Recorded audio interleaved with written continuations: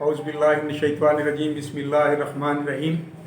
دوستو، کچھ دوستوں کے سوالات، کچھ لوگوں کے کمنٹس میرے لیکچر پہ آئے، اور کچھ دوست جو ملتے ہیں سر راہ کورٹ میں چلتے پھرتے وہ بھی تقاضا کرتے ہیں، اور کچھ میرے اسٹوڈنٹس بھی تقاضا کرتے ہیں، کچھ میرے جونیئر لائرز جو ہیں وہ بھی تقاضا کرتے ہیں، ریکویسٹ کرتے ہیں کہ جی اس پوائنٹ پہ بھی کلیئر کریں۔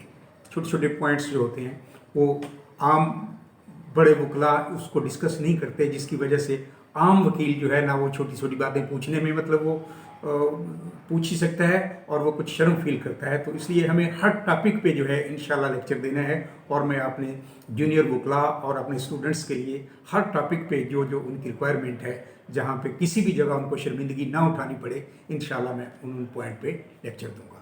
اب میری ریکویسٹ ہے کہ جن دوستوں نے ہمیں پہلے ہی سبسکرائب کیا ہوا ہے ان کو نوٹیفیکیشن مل رہے ہوں گے، اور جن دوستوں نے نہیں کیا وہ ابھی ہمیں سبسکرائب کر لیں میرے چینل کو، تاکہ ان کو فریش نوٹیفیکیشن ملتے رہیں اور وہ لا سے اویئر ہوتے رہیں۔ یہ میرے لیکچر جو ہے وہ عام شہری کے لیے بھی ہیں، ہر شہری اس سے فائدہ اٹھا سکتا ہے۔ عام شہری جو ہے اس کو بھی یہ فائدہ ہوگا کہ وہ کچھ نہ کچھ نو ہاؤ اس کو قانون کی ہوگی۔ تو دوستو، آج کا جو ہمارا لیکچر ہے وہ ہے مفرور ملزم کیا ہے اور اشتہاری کیا ہے۔ یہ عام روٹین کی زبان میں دونوں ایک ہی طرح کی بات سمجھی جاتی ہے، لوگوں کی نظر میں یہ ایک ہی ہے۔ میں نے بہت سارے وکلا کو دیکھا کہ ان کو بھی اس بات کے بارے میں کلیئر نہیں ہے کہ مفرور میں اور اشتہاری میں کیا فرق ہے۔ تو دوستو، مفرور جب کوئی بھی ایف آئی آر کٹتی ہے، اس کی انویسٹیگیشن کنکلوڈ ہو جاتی ہے، اس کی انویسٹیگیشن کمپلیٹ ہو جاتی ہے، چالان داخل کر دیا جاتا ہے، تو اس میں جن لوگوں کو گرفتار کر لیا گیا، پولیس نے جن کو گرفتار کر لیا وہ تو گرفتار ہو گئے، اور جو گرفتار نہیں ہو سکے، جو چھپ گئے، جو کسی بھی جگہ پہ چھپ گئے قانون کی گرفت سے، یا خود بھاگ گئے یا ان کو پتہ نہیں تھا، تو وہ مفرور ہیں۔ اب جب چالان ہو گیا تو اس کو مفرور شو کر دیا۔ چالان میں باقی سب کو بلو انک سے لکھا جائے گا، اور جو مفرور ہیں ان کو کالم نمبر 2 میں ریڈ انک سے آئیو لکھتا ہے۔ تو جو لوگ کالم نمبر 2 میں وہاں پہ ریڈ انک سے لکھے گئے، ان کا تھانے میں بھی ریکارڈ ہوتا ہے۔ تھانے میں کہاں پہ ریکارڈ ہوگا؟ تھانے میں رجسٹر ہوتے ہیں 25، ان 25 رجسٹر میں سے ایک رجسٹر نمبر 4 ہوتا ہے۔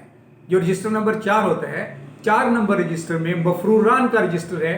جتنے بھی تھانے کے مفروران ہیں جو چالان کاٹتے ہوئے، جو چارج شیٹ کاٹتے ہوئے چالان کیے گئے ہیں اور وہ گرفتار نہیں ہو سکے، باقی گرفتار ہو گئے، جو گرفتار نہیں ہو سکے انہیں تھانے کی زبان میں، پولیس کی زبان میں، پولیس رول کے مطابق جو ہے انہیں مفرور کہا جاتا ہے، اور وہ تھانے کے رجسٹر نمبر 4 میں ان کا اندراج کیا جاتا ہے۔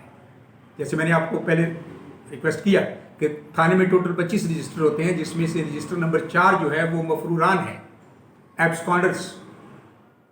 ایبسکانڈرز کے بارے میں رجسٹر نمبر 4 میں لکھا جاتا ہے۔ اس کے بعد جیسے چالان کر دیا جاتا ہے تو ججز جو ہیں وہ اس کے اوپر کاگنیزنس لیتے ہیں، اس چارج شیٹ کے اوپر، اور پھر وہ کارروائی شروع کرتے ہیں۔ مفروروں، سب سے پہلے مفروروں کے خلاف کارروائی ہوتی ہے۔ مفروروں کے خلاف جب کارروائی ہوتی ہے تو سب سے پہلے وارنٹ نکلتا ہے۔ تو مفروران کے خلاف جو کارروائی ہوتی ہے وہ 87 کی کارروائی، یعنی کنسرنڈ مجسٹریٹ جو ہے وہ 87 کی وارنٹ نکالتا ہے ان ملزمان کے خلاف جو مفرور ہیں۔ جب ان کا وارنٹ آئیو کو دیا جاتا ہے یا کنسرن تھانے کو دیا جاتا ہے، تو وہ تھانہ جو ہے اس کو تعمیل کرتا ہے، اس کی کمپلائنس کرتا ہے۔ یا تو ملزم مل جائیں تو ان کو گرفتار کر لیا گیا، اگر نہیں مل گئے تو پھر اس کے بعد وہ رپورٹ دیتا ہے کہ سر دست وہ مل نہیں سکتے، دستیاب نہیں ہیں، وہ ان نون جگہ پہ، کسی ایسی جگہ پہ چلے گئے ہیں جہاں کہ پولیس کو معلومات نہیں ہیں، لہٰذا اس کی 87 کارروائی کرنے کے بعد 88 کی کارروائی کی جائے، دفعہ 88، 87، 88 کی کارروائی کیا ہے کہ اس کو اشتہاری قرار دینے کے لیے اس کی کوئی اگر پراپرٹی ہے تو اس کو کرکی کیا جائے، कन्फिस्केट किया जाए गवर्नमेंट के खाते में, कि अगर उसकी कोई प्रॉपर्टी है, क्योंकि वो मफरूर हो गया है, तो उसकी प्रॉपर्टी को कन्फिस्केट कर दिया जाए, जब्त कर लिया जाए बहक सरकार में, कुर्क कर दिया जाए, कुर्की कर दिया जाए, ये कहा जाता है। तो 88 के तहत उसकी कार्रवाई की जाती है, 2 महीने का टाइम दिया जाता है। अगर वो वहाँ पे उसके नाम पे कोई प्रॉपर्टी हो तो वो प्रॉपर्टी बहक सरकार कन्फिस्केट हो जाती है, जब्त हो जाती है। उसके बाद परपेचुअल वारंट निकलता है, जिसे लाइफ टाइम परपेचुअल वारंट उसे कहते हैं, कि सारी जिंदगी किसी वक्त भी उसको कहीं से भी गिरफ्तार किया जा सकता है। और जब वो वारंट निकल जाएगा, 87, 88 की कार्रवाई हो जाएगी, तो इसका मतलब है अब वो इश्तिहारी हो गया। पहले वो मफरूर था। थाने को, मुतलका आईओ को, मुतलका थाने को उसके इश्तिहारी होने का रिपोर्ट पूरे डिस्ट्रिक्ट में भी दे दी जाएगी, डिस्ट्रिक्ट एंड सेशन जज की तरफ से, दीगर डिस्ट्रिक्ट्स को भी दे दी जाएगी, और एसपी साहबान को भी दे दी जाएगी, और मुतलका थाने को भी उसकी प्रोक्लेम्ड ऑफेंडर, इश्तिहारी मुलज़म को इंग्लिश में प्रोक्लेम्ड ऑफेंडर कहते हैं, उसकी रिपोर्ट मुतलका थाने को वारंट दे दिया जाएगा। और वो फिर थाने वाले उसको ले जा के, थाने वाले जो हैं उसको रजिस्टर नंबर 4 से खारिज कर देंगे, उसको रजिस्टर नंबर 4 से डिस्चार्ज कर देंगे और रजिस्टर नंबर 10 में लिख देंगे। थाने का रजिस्टर नंबर 10, थाने का रजिस्टर नंबर 10 जो है प्रोक्लेम्ड ऑफेंडर्स के लिए है, इश्तिहारीज के लिए है। इसीलिए आप लोगों ने सुना होगा, हम भी जब, हमारा वकालत से तल्लुक नहीं था, हम भी जब बच्चे थे तो सुना करते थे, फलाना 10 नंबरी है, 10 नंबरी है, ये तो 10 नंबरी है, तू तो 10 नंबरी है, एक दूसरे से को मजाक से भी कहते थे, मगर इसका ये पता नहीं होता था कि 10 नंबरी का मतलब क्या है।